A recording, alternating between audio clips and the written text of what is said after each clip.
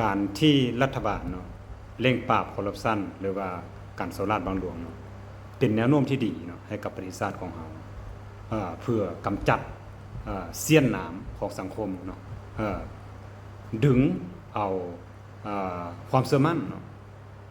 ความศรัทธาเนาะจากประชาชนกลับคืนมาเนาะสู่ประเทศเราและอีกอย่างมันก็เป็นจุดที่ดีเนาะ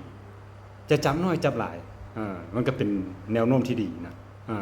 คนที่เข้าคุกไปแล้วเนาะเขาก็เห็นคนอื่นเฮ็ดผิดผ่านมาเขาก็ดึงเขาก็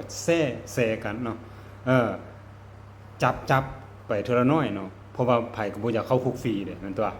ถึงเวลาแล้วเนาะพวกเขาจะปราบแบบเบ็ดเสร็จเด็ดขาดเนาะในโครงสร้างรัฐบาลก็คิดว่าปัจจุบันมีความแข็งแรงเพียงพอเนาะอยู่แล้วเพื่อเฮ็ดให้ประเทศเฮาเนาะมีท่าแฮงบ่มซ้อนเนาะในสามารถไปแข่งขันกับนานาชาติหรือว่าสากลได้นะต่อไปเฮาก็สามารถส่งเสริมให้คนที่เฮ็ดผิดเนาะบ่ต้องให้ท่าตำรวจไปฮู้หรือว่าท่าองค์การตรวจสอบภาครัฐไปกวดเห็นเนาะตัวเองเฮ็ดผิดแล้วก็เขียนบทบันทึกคดีเองเนาะไปยื่นให้ศาลเองเนาะว่าตัวเองเฮ็ดผิดหยังแด่ผ่านมาเนาะมีหลักฐานอยู่ไสเนาะหรือว่าอาจจะมีนโยบายลดหรือว่าลดโทษให้กับเจ้าเนาะ50%